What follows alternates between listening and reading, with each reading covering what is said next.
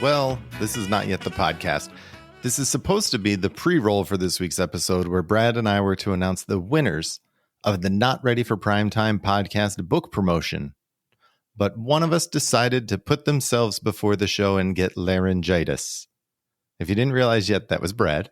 So I am here without laryngitis because I care to announce the winners.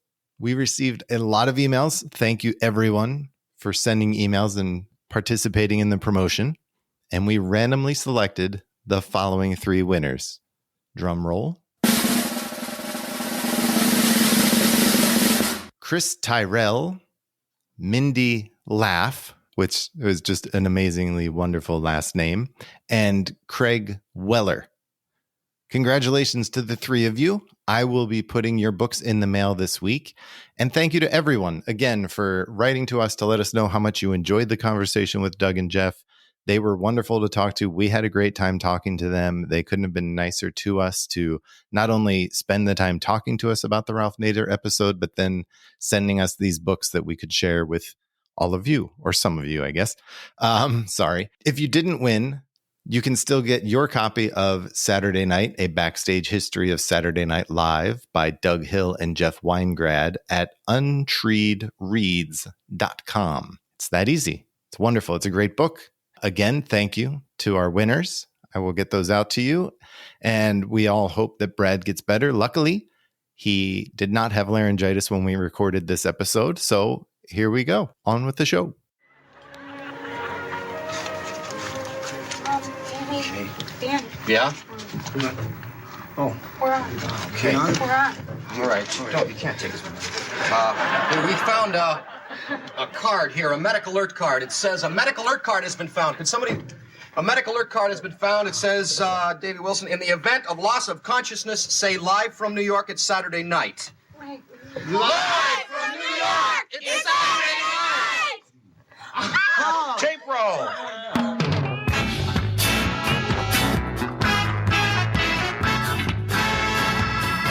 Hello and welcome to the Not Ready for Primetime podcast.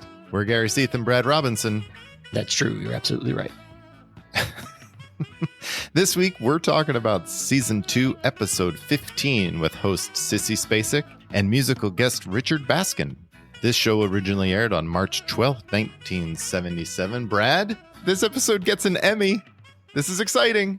I'd like to sum up this episode in a review I read just a few hours ago. Fittingly enough, in 5 words. Boy, this episode is rough. Everyone's a critic.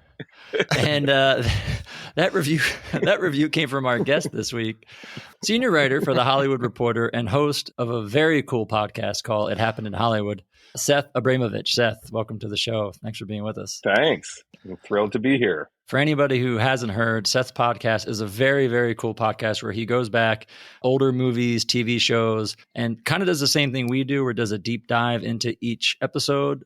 He has really cool guests from the project. For example, he talked about the movie Airplane. He had Jerry Zucker on, Walter Hill for The Warriors. Early on, he did a really cool 2-part with Joe Esteros for Basic Instinct and Showgirl. So if you like movies and history and really learning the ins and outs, check out It Happened in Hollywood because it's really a fun show. Thank you, Brad. I appreciate the plug. Tune in, guys, and it's going to come back. We do them in seasons. So the next season will be season 5, and it'll be in January 2024 with an all-new group of luminaries. Awesome. Whoever says yes, basically. But a lot of them do. I'm always amazed. When Matthew Broderick said yes, I was like, what? You're going to... Okay, great. Have you ever had Sissy Spacek on? No, but I did interview her about Shelley Duvall. So this whole episode is very much of that era, that 3 women era. So it was very interesting to me in that sense. She was really nice and very, very complimentary of Shelley Duvall's, work ethic and talent on 3 women. That's cool. I mean, she seems like a genuinely nice person, which kind of makes my reaction to this episode more difficult. You're already trying to save the host on this one. You're like, she seems great. She does. Well, she's just not known for comedy, She's That's an amazing dramatic actress, but comedy is not one of the things you associate with her. I can't even think of a single comedy she's ever done. Oh, Can you? No. That's a good call. Yeah. But she tries, baton twirling and all. Oh, God. Should we just get into this week's episode? Sissy Spacek. She's kind of a big deal, right? At this point. Totally. Yeah. She's nominated for an Oscar right now. Yeah. Yeah, she mentions that. She does. Which is pretty exciting. She seems a little shocked by the whole thing. Yeah. I don't think she was faking it. She feels really young to me. I'm always bad at guessing people's ages in the mid 70s. Oh. But is she like 24? Because she did Badlands already. And this is like her second big movie, Carrie. So she's been around a little bit. She just looks so young. Yeah. She's 26. So she's pretty young at this point still. But I know what you mean. She Not Carrie young, though. Well, that's what I think is so surprising when I realized how old she was and then being in Carrie. And even in some of the sketches we see here in tonight, she really pulls off looking younger than she actually is. Mm-hmm. Well, full disclosure, I have never seen Carrie. You've never seen Carrie? No. I know what it is. I know she plays a girl in high school, but I've actually never seen it. Oh, dear. You must. No, I know. I know it's a great movie. It's like one of the weird ones I've just never seen. He doesn't like to get scared, Seth. I don't, really. But yeah, there are people like that. I don't get it, though. Here we go. The longer we go through tonight, Seth, you're going to be like, I just don't get it. There are people like him, but I don't get it. Yeah. And then by the end, you'll be like, I kind of get it now. Mm-hmm. Okay. But yeah, we might as well get into it because this is like a big hit or miss episode. I feel like more misses than hits. My favorite fun fact about Sissy Spacek that I learned doing the research for her was that she is cousins with Rip Torn. I saw that. I would not have guessed Rip Torn. I love Rip Torn. I mean, let's get it out of the way. Let's preface this. This episode wins an Emmy. Yeah. Why? This show wins an Emmy for best writing this year. Second season in a row, they win an Emmy for writing. They put this episode and the episode from the end of season 1 with Elliot Gould, I believe. Those are the two episodes they had put up for writing category, and this one won. Okay. Crazy. I will say, writing-wise, it is varied. And I believe one of the reasons, or the main reason why they submitted this episode is that it did highlight all of the writers. They all wrote different sketches, so it does highlight them as a group, which might be the reason why they picked this as one of the ones they put in. I don't know. And the cast as well. Everyone kind of gets a moment. Yeah. Yeah. So I think true. There's that. So writing-wise, there's a lot of different things to see here. And we'll get into it. Marilyn Suzanne Miller has a great piece. Tom Schiller has some good stuff. The Carter thing's pretty good. So it beat out the other Saturday Night Live episode, as well as Van Dyke and Company, Carol Burnett Show, and The Muppet Show. So that's who it beat out for writing. How happy was Michael O'Donoghue that they beat out The Muppet Show? Oh, I'm sure he was ecstatic. Well, should we get into it? Let's waste no time then. Let's do it. Yeah. Let's get into it. So the cold open starts with a graphic on screen that says, "Please stand by." And we go to Dan in the control room in a costume. Like what was that? Civil War costume. Yeah. Something lying around 8H that he could just throw on. Yeah. And he tells us, as Don Pardo already had, that the director, Dave Wilson, has died. So there are technical difficulties. And now Dan is trying to do kind of like a news report of like, well, the director's dead. So he's asking other people in the control room what they thought of Davey Wilson. And everyone was like, but he's doing it as Dan. Like, he's not a character. Yeah, he's Dan Aykroyd himself. Just in costume. Yeah. Not in character. And he's asking everyone, and everyone's just like, I don't know. He seems like a nice guy. Then the cast all come in one by one, wondering what's happening. And Dan asks them, what were your impressions of Dave Wilson? And they have varied reactions throughout. They're all dressed in different costumes for sketches that they think are going to be on the episode. And then someone says that they have a highlight reel of Davey's career, and no one knows how to run it. And eventually, the entire cast ends up in the control room. Sissy Spacek comes in.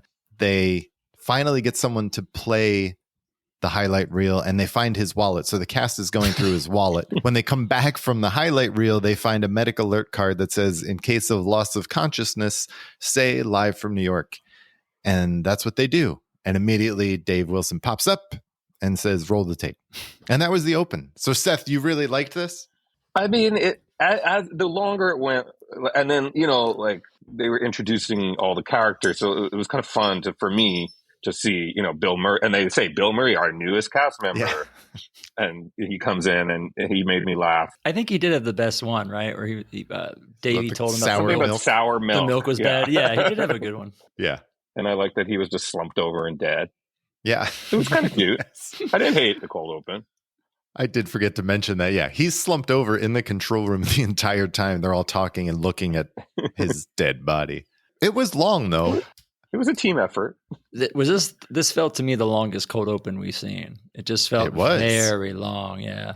This was 7.5 minutes. Yeah. Which, wow. For, this time period in SNL, that's a long sketch. That's an eternity. Yeah. This was one that I was like, okay, I could see how this is kind of a different sketch for this era. And the writing is a little different. So maybe that's part of the reason why they would put this up for an Emmy. So that's something. Yeah, it is something. And anytime the sketches go long, there does tend to be the random bright spots. Like there are a couple good bits. Like someone mentions he likes the Beatles and Garrett puts the line, "Oh, a white man who likes the Beatles. That's very interesting." And Gilda comes out and Gilda says he reminded her of her grandfather. And Dan asks, "Oh, how is that?" And she's like, "Oh, he died too." Yeah. So like there's the little bits here and there that are funny that make it work. But to getting to the end of the Live from New York, it did feel like one of the more forced ones we've seen where it's, to revive him, say Live from New York at Saturday night. And it is fun, them including Davey Wilson again in the show. I enjoy when they bring in Don Pardo or Davey Wilson or someone. Mm-hmm. So yeah, it was fun. And then Sissy Spacek comes on for her monologue and talks about being from a small town and how she's nominated for an Academy Award and she might not be able to give her speech. So she's going to give her thanks right now. She thanks her family, her director, Brian De Palma, and everyone. And then she decides to recreate a cutscene from Carrie where she names herself Baton Queen and she does a baton routine, which I was not expecting. I did not put that on my bingo card. Yeah, this is not a Carrie reference, right? No. Again, since I didn't see the movie. The baton thing was not a Carrie reference. No, but it explained why she was wearing that hideous mock dress. Yeah. This Holly Hobby, horrible prairie dress. And then she pulls it off with some difficulty. And then she's wearing her like shiny drum majorette outfit. But what shocked me was like Carrie is the most like parodiable, whatever that word is, movie. I mean, like it's begging to be parodied. Yeah. It has so many iconic moments with the pig blood and the prom and all the teenagers bullying her, and they don't do a parody of it. They don't. And touch I don't it know at all. if maybe You're they right. just weren't that into it back then. The movie parodies.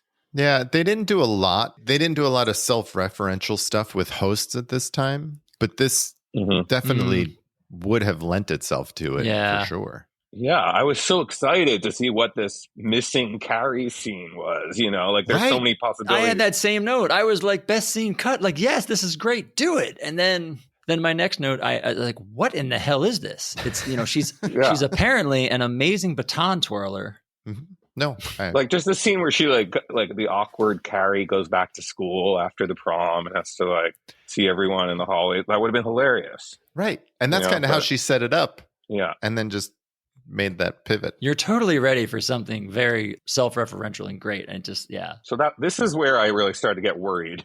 I was like, yeah. Well, I guess this is something she did in high school, or I don't know. She must have. Apparently. I mean, she's. I feel like she's done it since she was 3. I mean, she's good. I mean, she's so good. In fact, we have to watch this shit again, thanks to Gary Weis later on. Oh, right. But no, and as she mentioned earlier, the Oscars take place 2 weeks later. She does lose, sadly, to Faye Dunaway for the network. Yeah. Well, after the baton twirling, we get some live commercial burger stomping. So Garrett, Gilda, and Lorraine are fast food workers at Burger Master, and they're singing the Burger Master song about you being the boss, and they make the burger any way you want it. So then John, Jane, and Bill all come in different times and ask for their burgers prepared in some pretty gross ways. This one was written by O'Donoghue. This was an O'Donoghue piece. This was credited to O'Donoghue, yeah. And eventually that leads to them stomping on burgers on the counter for who was that fourth person that came in? Are you serious? The blonde guy? Yeah, who was Jim that? Downey, baby. That was Jim Downey? That's Jim Downey's first appearance on the show. Yeah. He's so It's young the long looking. hair is what throws you off. That totally threw me off. Yeah. Wow. This is definitely a Michael O'Donoghue piece. I could sense that as soon as they talked about blowing your nose in the burger. That for me was the giveaway. Well, Seth, you look like you're in our general age range. I mean, do you remember those? This is a satire on those old Burger King commercials. Have it your way, or however you want it your way, right away. So right. I feel for people our age and a little older, it resonates. You kind of get where they're going a little bit with it because it's that topical humor. Yeah, it's an easy to understand joke, and it didn't last too long, and it ends with a grape stomp, but on burgers. So this was not my least favorite sketch. It was likable. The things that they wanted on the burger were funny. Well, they get gradually more ridiculous and they add more crazy stuff, which led me to my biggest note on this is I felt like Dan would have been great in this sketch. As one of the people rattling off all the obnoxious things he wanted, like John's role. John was fine, but if that was Dan, just straight-faced rattling off all those silly things on a hamburger, I felt would have been funnier.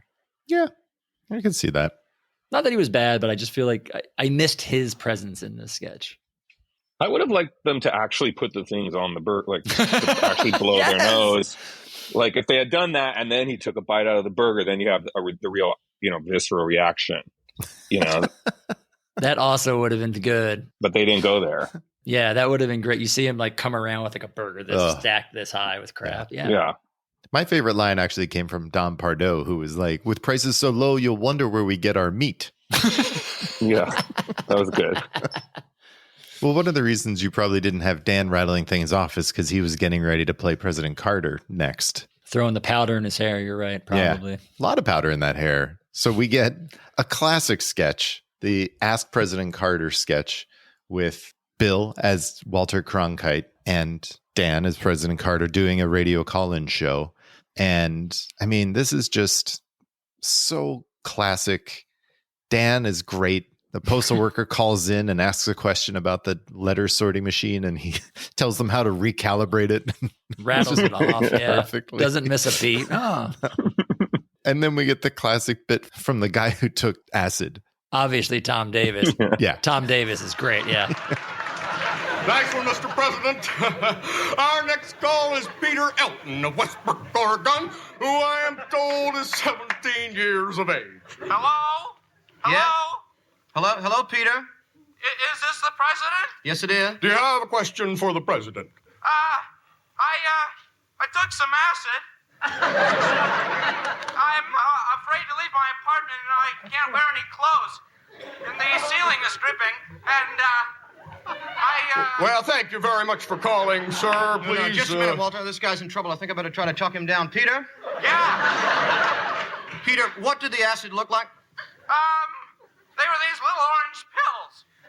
Were they barrel-shaped? Yes. Okay, right. You did some orange sunshine, Peter. Very good of you to know about this, sir. How long ago did you take it, Peter? I don't know. I can't read my watch. All right, Peter, now just listen. Everything's going to be fine. You're very high right now. You'll probably be that way for about 5 more hours. Try taking some vitamin B complex, or vitamin C complex. If you have a beer, go ahead and drink it. Okay. Just remember, you're a living organism on this planet, and you're very safe. You've just taken a heavy drug. Now, Right. just relax, stay inside, and listen to some music, okay? Yeah. Do you have any Allman Brothers? Yeah, I do, sir. Everything's okay, huh, Jimmy? It sure is, Peter. You know I'm against drug use myself, but I'm not going to lay that on you right now. Just mellow out the best you can, okay? Okay. Okay. Well done, Mr. President. Bravo. Yeah, it was great. And then we get President Nixon calling in. I mean, this is just so classic. This is something that you've seen, at least the drug reference piece, so many times. This is another one. I had the same note, kind of like the Lifer's Folly. You've seen the clip with him and Bill talking to the drugged out kid so many times, but you never see the first third or the last third. So it was great to watch the full clip because it's really good, start to finish. It was, I would say the highlight of the episode for me, because it just felt like classic SNL political satire. Yes. A lot of MVP action in it. And also a great simple premise that the president knows about all these topics.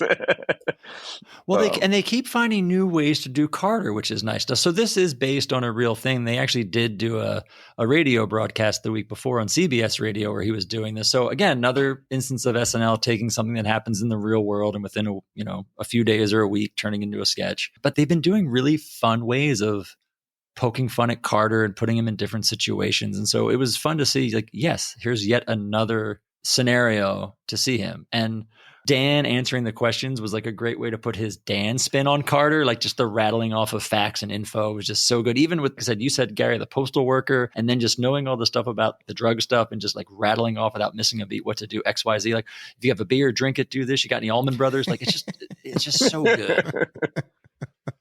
This was written by Dan and Tom Davis. Is that right? And Downey. So Dan and Downey, and then Franken and Davis. Yes, I believe the four of them all were in on this one. Yeah. I think Bill's Walter Cronkite gets overlooked often. Like, he's pretty good. He is pretty good, especially as we've talked about these first few episodes, Bill having issues. Like, this is one of his better outings in a sketch, I feel like. Totally. Yeah, no, he was good too. He was. Yeah. All right, we liked one. Yeah. What the hell happened at the end of this, though? I never realized that there was an extension to this sketch, essentially, where I thought it was becoming an intro, but no, this is a second sketch. Like, it is a new sketch. It's a new sketch, but it starts with Bill and Dan wrapping up their radio interview, and Amy Carter comes in, this time played by Sissy Spacek, and Carter says, "I'm going to walk Mr. Kronk." I think he calls him Uncle Walter. Uncle Walty? Yeah, something like that. Uncle Walter out and calls in the nanny, who is Garrett in drag as the nanny Mary, who's based on this real person that was at one point a convicted felon, and Walter Cronkite mentions that. She was wrongfully accused and pardoned. Yes. I'm sorry. Yes. That's kind of a key fact in the story that she was wrongfully accused. You know what's going to happen is I'm going to go off on that tangent and then forget about the rest of the sketch because the sketch did not hold my attention. Nor really reference that. That's why I wanted to bring it up. No, I'm sorry. You're right. That was the right thing to do. So this is a real nanny, a real person who took care of the daughter. Yeah, yes. She was wrongfully found guilty of murder, convicted of murder. Thank you. Was paroled in 1970 and was actually Amy Carter's nanny while Jimmy Carter was governor for the 4 years in Georgia, and then brought her to DC, I guess, after when he won the presidency. Wow. So she's a real person and legitimate backstory to base the sketch on, at least. I didn't really know where this sketch was going or why. This sketch is just odd. And what's really weird is like no one gets... It's an interesting situation, and it's an interesting way to give Garrett the spotlight, which he doesn't get. But like we said, just following his story was hard. And then there's kind of like, if you take it like of what the sketch is and where it came from, like there's no benefit of the doubt towards anyone. They treat the character of the nanny as a legit felon. Like she's talking like is a convict and is not someone who's wrongfully accused. And they're playing into like a lot of like negative stereotypes with that performance. And you kind of are playing into like, what was Jimmy Carter thinking, hiring this person? You're really trying to take jabs at him, I think, a little bit with that portrayal. I don't know. Yeah, I didn't know any of that. So I was just confused by the whole thing. Well, and take away all of that, the host doesn't really do much. So now we've got 3 sketches where we have rarely seen, or if we have, the host has not done a lot. And that's what worried me. I think what is Sissy Spacek going to do in this episode? I think that's our podcast runner for tonight's show is the host didn't do much because she just sits on his lap the whole time. Yeah. I don't know. That was confusing. I agree. And I think they knew they were in a little bit of trouble because when in doubt, Gary, you pull out an ace. Jane Curtin as a talk show host? Exactly. Jane Curtin as a talk show host. Go to the well. Yes. So Jane comes on as the talk show host of How Your Children Grow, and she is interviewing Dr. Ross, played by Bill, about his work to help children with learning disabilities. And it turns out that Dr. Ross has a condition called quintlexia, which means he only knows 5 words. That's true. You're absolutely right. And the entire interview, every time Bill responds to anything Jane says, it's just those 5 words. That's true. You're absolutely right. Except once. Did you catch it where he flubbed and he added more words? No, what did he say? It's like the second time. And I saw someone mention that they think when they did the rebroadcast and stuff, they actually edited the volume down. But it's like the second question she asks him, and he says, "That's true. You're absolutely right about that." Oh. And totally blows the joke, because the whole joke is he can only say 5 words. Mm. And Doug and Jeff write about this in their book, where Bill talks about, he mentions there's an instance where he fumbled a line of Ann Beats one time and she wouldn't talk to him for 6 weeks. And I think he may be referring this sketch because this is an Ann Beats sketch. This is an Ann Beats? Yeah. So, I mean, I didn't catch it, but I really enjoyed this sketch because I thought Bill, aside from that, did a great job because he has like different inflections in how he responds to her and things. And he made the most of it. And she's good too. Yeah. Jane Curtin's really good. How great was Jane? Yeah. I agree. I think it took a little while to find itself. I thought the second half of the sketch was better because Bill really did start doing what you were talking about, like have the different inflections, different readings. Like the beginning, the first half, he was just kept saying the line over and over the same. And when he started doing the inflections, it really made it work. And I like the second half better. When it first started, I thought he was playing someone who was like just very nervous about being on TV. And I thought that's where it was going to go. Yeah. And I thought that's why he was repeating himself. And then when she started to talk about quintlexia, I was like, oh, okay, now I get it. That's true. You're absolutely right. Now, as I understand it, then, as a child, you only knew 5 words. That's true. You're absolutely right. Which words were they?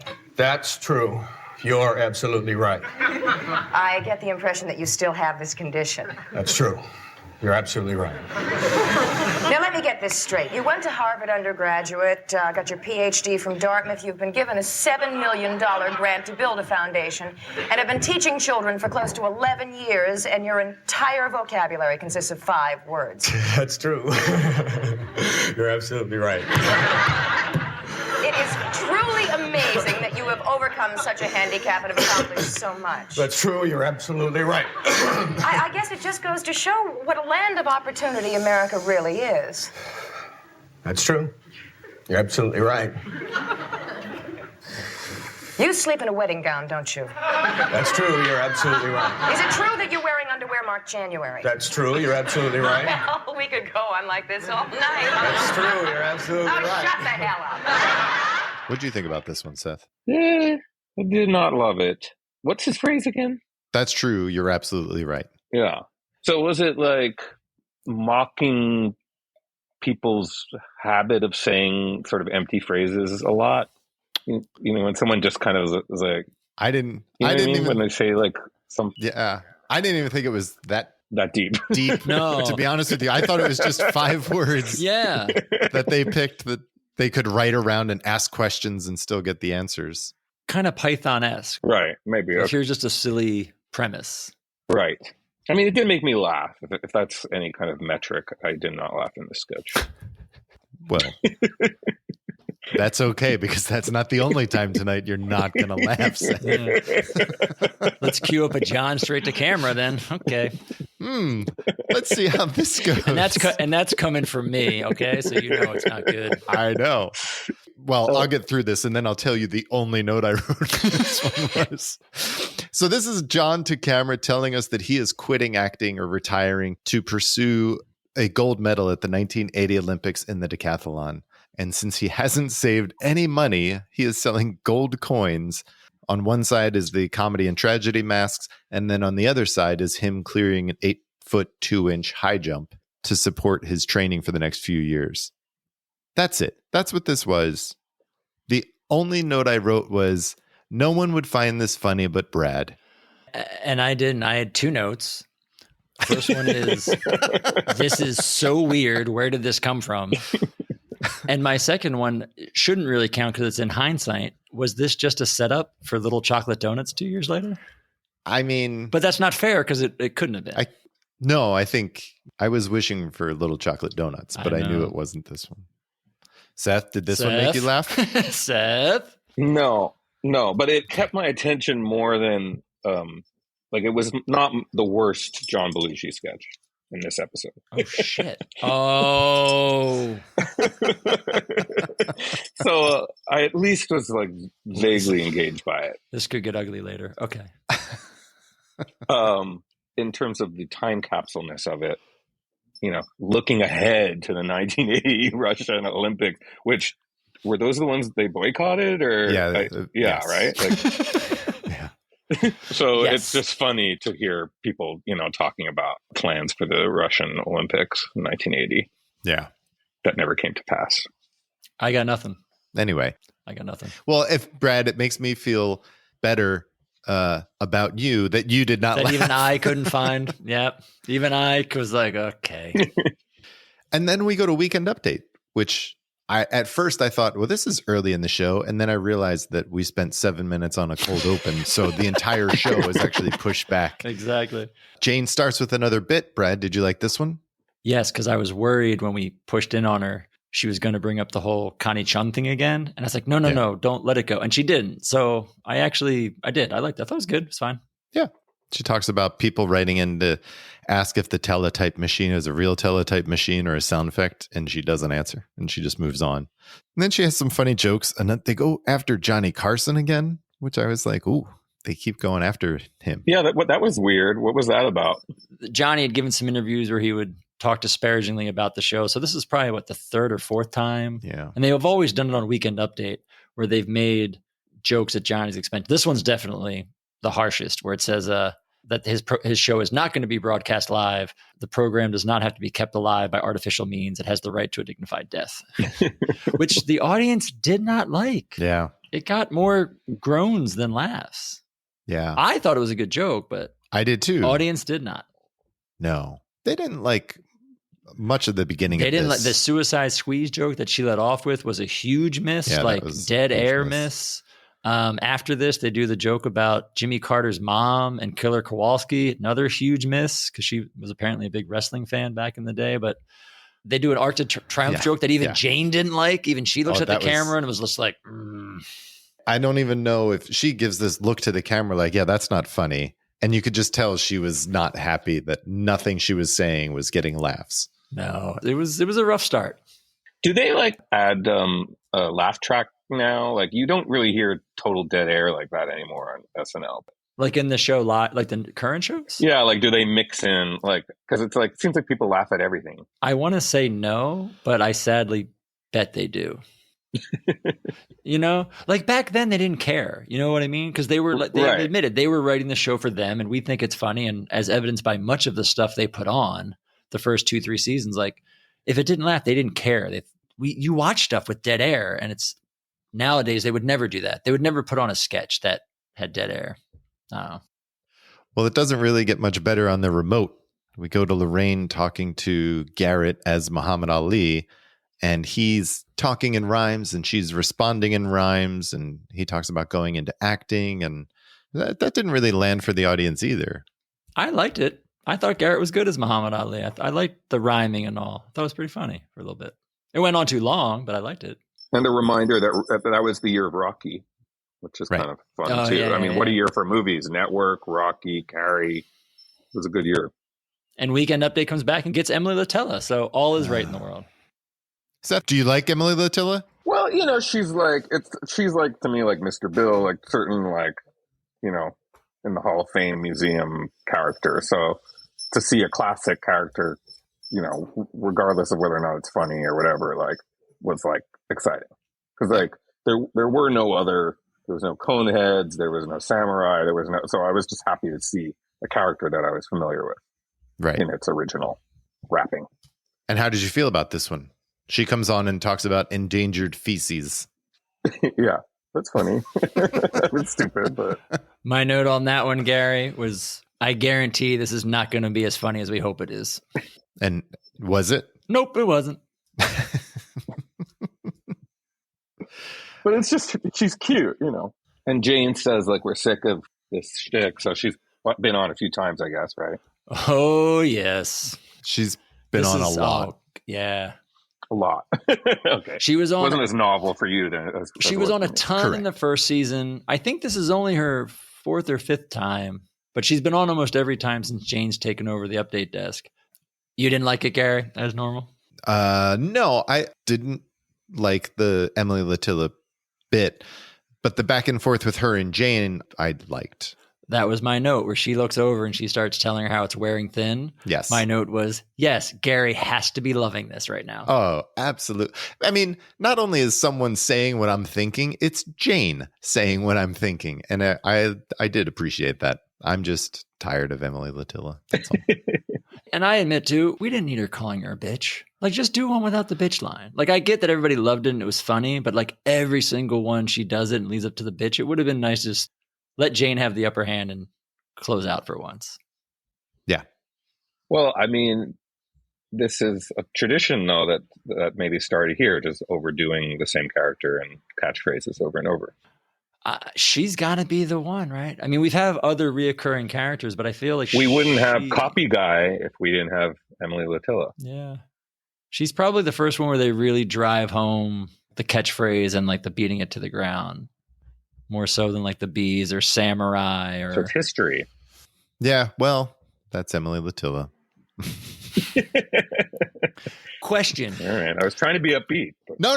Look, again, like, we are in a unique position of having watched more Emily Latilla in a short period of time than anyone ever should. And I think that's part of it. That's definitely part of it for me. I do like getting people in who haven't seen them in a while or as much as we have and enjoying them. It is nice because it is like, it is a fun character. And if you don't get beat over the head with it, it is fun. But let me ask you, Gary, who do you despise more? You. Fuck, that was my... I have to rephrase my question. Okay, there's only two options, and I'm not one. Emily Latilla or this son of a bitch who comes up next. I don't have as much a history with Richard Baskin, so I will say Emily Latilla. But Richard Baskin does come on and performs his song, One, I Love You, which was written for the movie Nashville. More Nashville this season. Yeah. Karen Black, this song, this dude. We'll get Shelley Long, or not Shelley. We'll get Shelley Duvall. We should get Shelley Long. Shelley Duvall. There's a lot of Nashville connection I never knew existed. Yeah. But do you know about anything about Baskin? Because I just read his Wikipedia page. I do not. I mean, I learned that he was the son of Burt Baskin of Baskin and Robbins. Yes, and his mother is the sister of Robbins. Yes. His mother's last name is Robin. So he really is the 32nd flavor. This well played. Well played. His sister? Yes. Edie Baskin. That totally makes sense. Until I read it today, I didn't know that either. That's interesting. So Gary, how did you feel about his performance? This could very well be my single least enjoyable music performance in this show's short history. Let me pencil him in until next week. Gary, I have to do something I never thought I'd do. I need a moment. I need to apologize. Oh, no.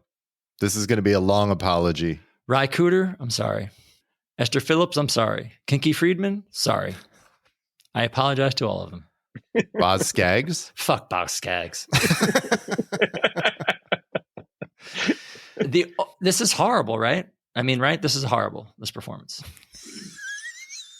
The music aspect is, but the afro is amazing. Oh, that's chef's kiss. He is rocking a Horseshack. Yeah. The largest I've ever seen. Thank God Sissy Spacek came out, because I feel like she saved the song with the duet. You think that like Laura Michaels pushed her onto the stage? Get out, go do something. Well, the song is a duet in Nashville. It's Henry Gibson and Ronnie Blakely. So I guess it makes sense that she came out and did the duet part. But I thought she was the best part. Yeah. Well, and I thought it was. I really hope they Kinky Friedman his ass and didn't give him a second song. But no. Well, I mean, it was very late in the show, and I kind of thought, oh, he's only going to have one song because it's so late in the show. But we'll come back to that. Let's move on to some more fun things, like Franken and Davis, who are introduced by Sissy Spacek. So Franken and Davis come on and say that they're going to improvise a scene by taking suggestions from the audience. And then they take a couple of suggestions from the audience and they confer, the two of them, and they realize they don't know what to do. So they start asking for more, and they come up with doing a newscast from World War III. What I really liked was when they were conferring with their back, one of them says, and I don't remember who it was like, we'll do that thing that the committee did.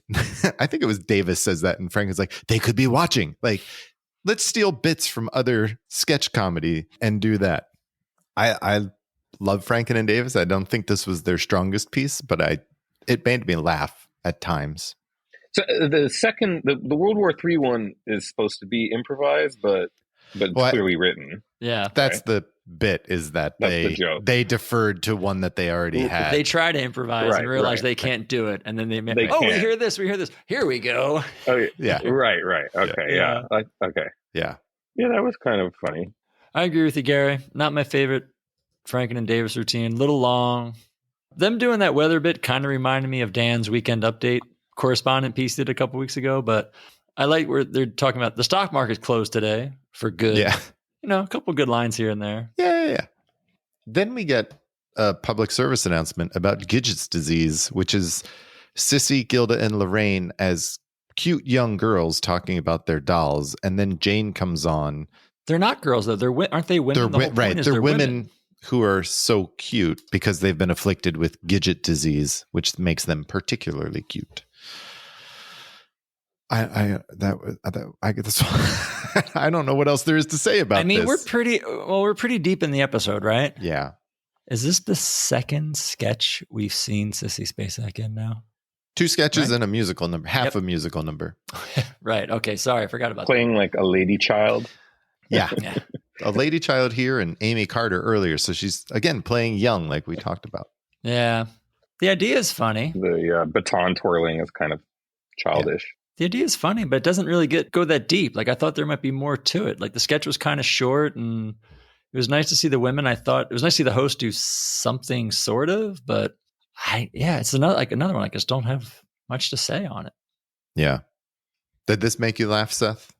No, this is where I really just started. I think this is when I emailed you. Oh, you didn't even make it to the end. Seth emailed They're saying, like fading. I don't know if I can do this. I don't know. They're fading into the Marilyn Suzanne Miller piece next, and he's like, what the hell is this? Yeah. I just started to get worried. He's like, how do I email these guys that my power's out and I have no internet, so I can't talk to them? Sorry, guys. Yeah, no, I didn't like this one. Well, but I liked it better than the I think the next one. Oh, you're killing me. The next All one, right. the next one's the John Belushi, play. Yeah. This was the Nader. Kind of stuff. So this is John and Sissy playing newlyweds. He's 23 and she's 18, and they're arguing at first about his impotency, and then it goes on to be an argument about their first 2 weeks of marriage. This is a Marilyn Suzanne Miller piece. So she has done these pieces throughout this season. Brad, it seems like you really liked this. You know what? I enjoyed it. I don't think it was her best. I didn't love it, but I liked watching it. I enjoyed it. I thought the two of them did an amazing job in this. I think John was really good. I think it's hard today for people to watch John do a scene like this because it's not John to 11 crazy wild man. And I think he really is trying to play this straight and dramatic. And she's been interviewed, Marilyn Suzanne Miller has, about, all the talk we have about John having issues with the women writers and not wanting to work with them. And she's talked about he spent days and days working on this and trying to get it right and really wanting to show he could pull this off. And there's a shot at the end, near the end, where Sissy's talking to him and they cut to him and he has no dialogue. And it just she says something that kind of cuts to him and he has this reaction that he looks so vulnerable. And I'm like, it's great, John. But it is a weird sketch and it is very long, but it's not I enjoyed it because I knew what it was. And I do like her pieces. I like the Marilyn Suzanne Miller pieces and I liked watching the two of them do this. My initial reaction to this, halfway through this, which was 4 minutes in, was I thought John was out acting Sissy Spacek, at least for the first half of this, because he was on point. Yes, she turns it on. She definitely turns it on, but he was phenomenal in this. I will agree with that. Yes. Truth is, the cinders in my knee skin didn't form the shape of an H. The cinders in my knee skin didn't form anything. But I made up that story because I love you, and you never believed I loved you more than Rick Mooney. And I still love you. I still love you. And I have seen your work pants without you in them. I've seen all those things with the seat stuck out on its own and all. And I've seen all of that, and I still love you. So, now you know. Now I know. Hey, put your clothes on. Come on. What for? Well, we'll go to the 7-Eleven. I'll buy a cherry slush. Cherry slush. Henry. Oh, Henry. Well, maybe I'll watch it again. I kept waiting for like I realized, oh God, this is going to be serious, isn't it? And then my heart kind of sank. And I was, it just felt like American Playhouse. Exactly. No, it's exactly what it is. And if you didn't know it, Seth, going in, especially like if you haven't been watching all these episodes and what are you doing with your time if you're not watching all of these episodes? Yes, get a life. No, please tell me. What do you do? I need something else to do. But I could see how it would throw you off. Yeah. I could totally see how it would throw you off. And you're just like, especially in this episode as well, where there's not a lot hitting. This is a rough addition to the lineup. Yeah, you just want to laugh, but okay. Well, you guys seem to like it, so maybe I should try again. Well, if that didn't make you laugh, Seth, I'm sure. No, Gary. If that didn't piss you off, Seth, we have a Gary Weis film for you. Sissy Spacek introduces Gary Weiss's film this week, which is about baton twirling, which is just slow motion footage of Sissy Spacek twirling her baton to Fame by David Bowie. Right. Yeah, that's it.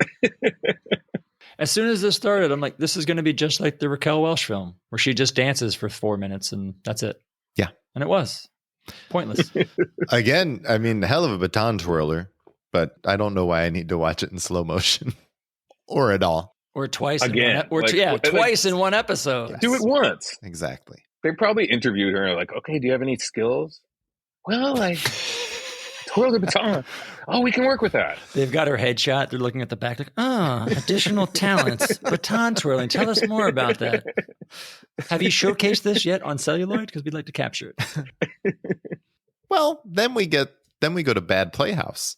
Yeah. Hosted by Leonard Pinth Garnell, who is Dan. And he introduces The Millkeeper by Jan Vorstad, which was written in 1953, and it is acted by John, Lorraine, Bill, and Sissy. John is working the mill. Lorraine just screams, and then Bill is carrying Sissy Spacek around the mill with them. I think I summarized their little play quite well. Yeah. Well done. You should write for Playbill. I mean, Dan is so good in these roles still. I really appreciate him. Yeah. Hello, I'm Leonard Pinth Garnell, and welcome once again to Bad Playhouse. Tonight we feature a work by Jan Vorstraat, one of the worst of the new breed of bad Dutch playwrights of the Pietijn School. His work has been reviled, not only in his native Amsterdam, but throughout Europe. Vorstraat's early plays dealt with the existentialism of being, difficult to understand because they were so very poorly written.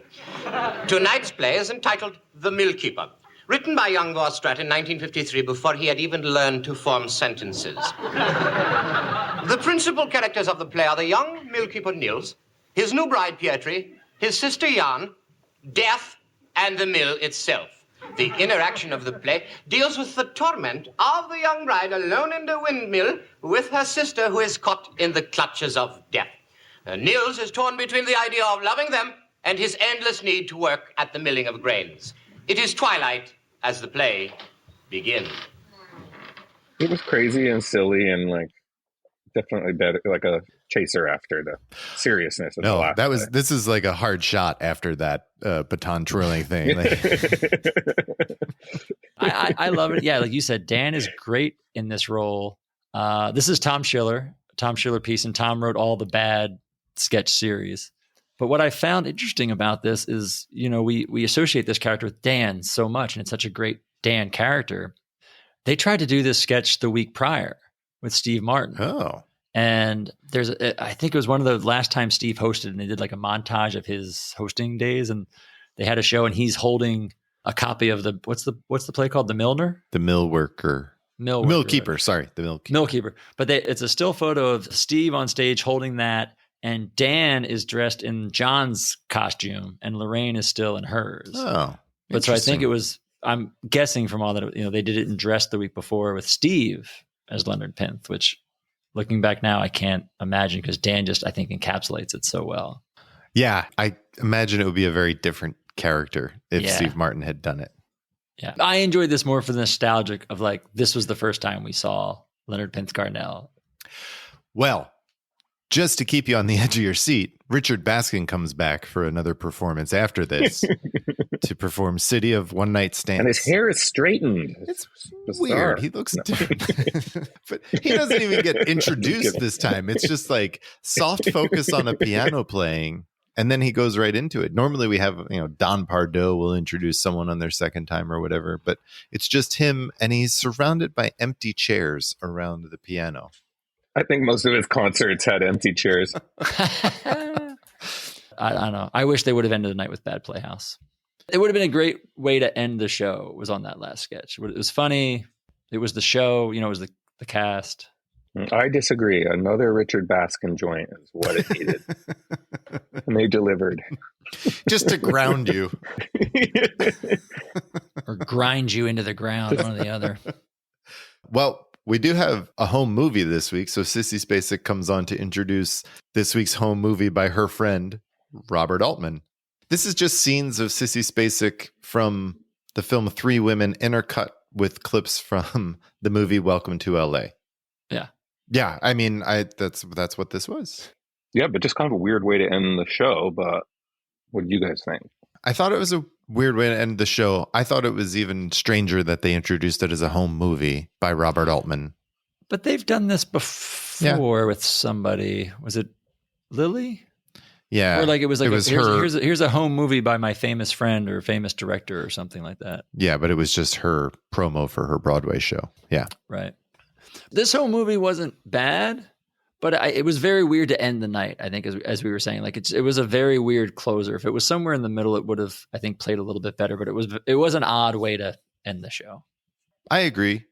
But that was it. That was our show. That's the end of the show. Yeah. We have the good night. Sissy Spacek comes out, and the cast all then comes out. And nothing special, much like the rest of the show. They hand her a weird bag. I don't really know what Garrett was handing sack her. Or something. Whatever. Yeah, that was it. I mean, this was, I don't know. This was a weird show. This was a weird episode. Well, we said that they all can't be winners, and not being too much of a smartass, I think this helps prove that point. Sometimes they miss, and I think this was a miss. I think this is another instance of maybe not having the strongest host in the world, and the host not being confident in what they could deliver, and the show not knowing what to give her to do. So just nothing kind of rose. One thing that we missed in this episode was the possible return of the Farbers, John and Gilda's characters that they did for the first time in the Chris Christopherson episode. If you have the DVDs, or you can find it on YouTube, Dress Rehearsal, they did a scene with Sissy Spacek played the Farbers' niece, and she was coming to stay with them for a while. And they do a really cool piece where it's long, which is probably like I cut. It's about 8.5 minutes long. But she's the niece, so they spend a few minutes setting up who she is and her relationship to the Farbers. And then John tells her that they set her up with a date with one of Bobby's coworkers, and Bill comes in, and they have a little bit back and forth for about a minute and a half. And then the doorbell rings again, and it's Dan. And Dan starts reciting all the same lines Bill just did. And then after about a minute, the fourth wall breaks, and Bill pulls Dan aside. He's like, Dan, what are you doing? He's like, this is my scene. Like, I did this in dress, it worked.